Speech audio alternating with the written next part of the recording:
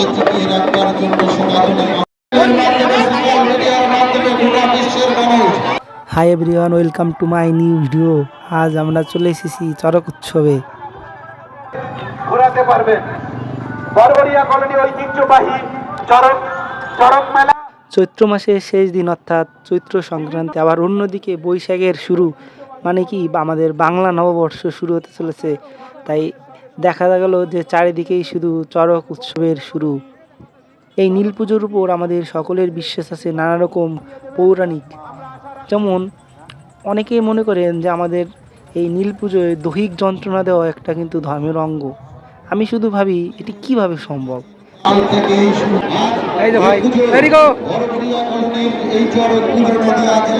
চড়ক গাছের সঙ্গে ভক্তদের লোহার হুড়কবি দিয়ে বেঁধে খুব দ্রুত ঘুরানো হয়। আর এটা কীভাবে কখনো ছিঁড়ে পড়ে না, একটা কেমন ভয়ানক একটা ব্যাপার।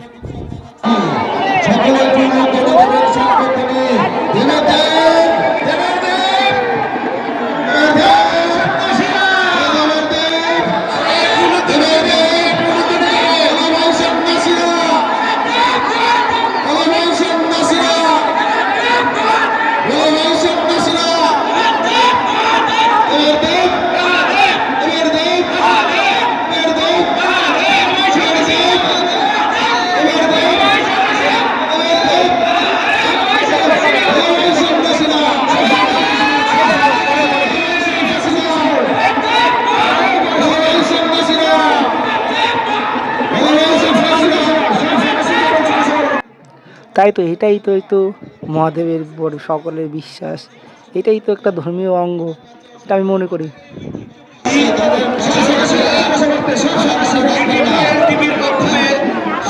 একবার ঘোরানো শেষ করে আবার ঘোরাতে শুরু করে, এইভাবে 3-4 বার, কোথাও 4 বার 5 বার, ঠিক নেই, অনেক অনেক জায়গায় অনেক কয়েকবার ঘোরায়। কখনো বাচ্চাদের কোলে তুলে নিয়ে ঘোরায়, আবার কখনো এরকম লোহার হুড়কো বেঁধে দিয়ে ঘোরায় পিঠে।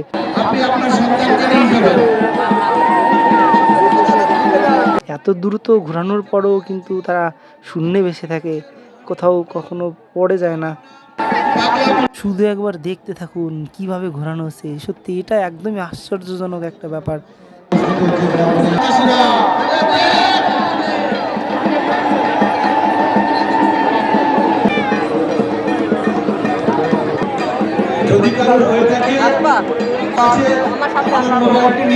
আবার এই তৃতীয়বারের মতো আবার ঘোরানো শুরু।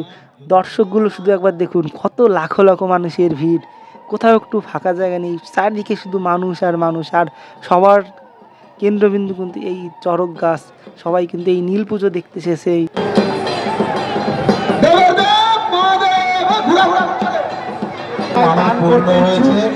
এখন যারা মানত করতে চান, যদি করতে চান আমাদের কেন্দ্রে এসে মানত করে যেতে পারেন। আপনারা যারা এই ঐতিহ্যবাহী দান করতে চান, আপনারা এগিয়ে আসুন। আমাদের সন্ন্যাসী ভাইদের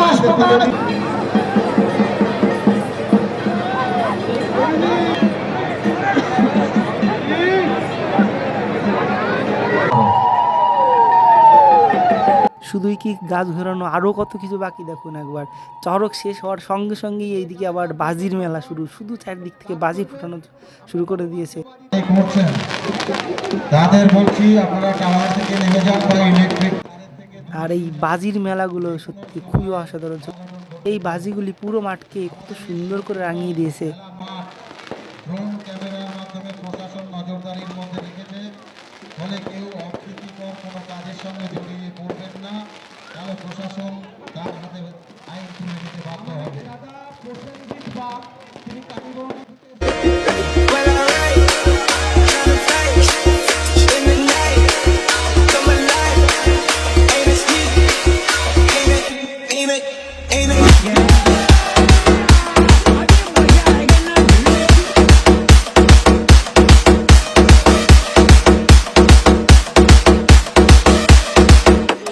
मजा आया।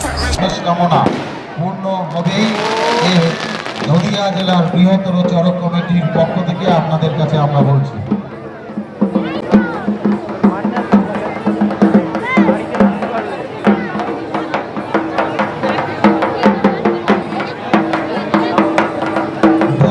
উৎসবে আপনারা মানত করে কেউ বিফলে যায় যারা মানত করবেন তারা আসুন। টাওয়ারে যারা রয়েছে, টাওয়ারে বেশ কিছু বাচ্চারা উপরে একটু তার ইলেকট্রিক তার ছেড়ে টানাটানি করছে, তাদের বলছি ইলেকট্রিক তারটা ছেড়ে দেবে। যে কোনো মুহূর্তে দুর্ঘটনা ঘটবে। ড্রোনের মধ্য থেকে ক্যামেরার মধ্যে প্রশাসন আমাদেরকে জানিয়েছে। বাচ্চাগুলো মেলা দেখতে এসে আবার আমার একটা ছোট ভাইয়ের সঙ্গে আবার দেখা হয়ে গেল, আবারও একটা বোনের সঙ্গেও দেখা হলো।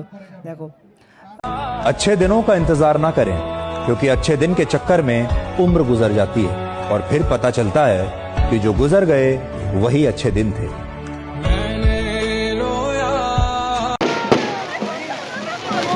और मैं अपने बाप के अलावा किसी से भी नहीं डरता। शायद मुझे इसी बात का घमंड है।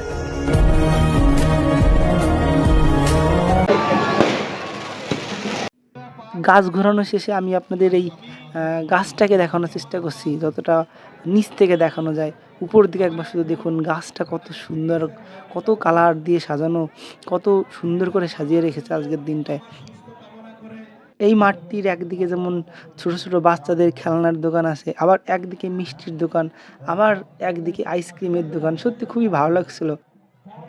ভাই বলল যে সারাটা পথ আমাদের জার্নি করে খুব কষ্ট হয়ে গেছে, টায়ার্ড ফিল করছে। তাই ভাইকে বললাম যে চলো একটা রোল খাওয়া যাক। তো ভাইকে তখন রোলটা কিনে দিচ্ছিলাম। তো আমার কাছে এটা এক ধরনের শর্টকাট ফাস্ট ফুড।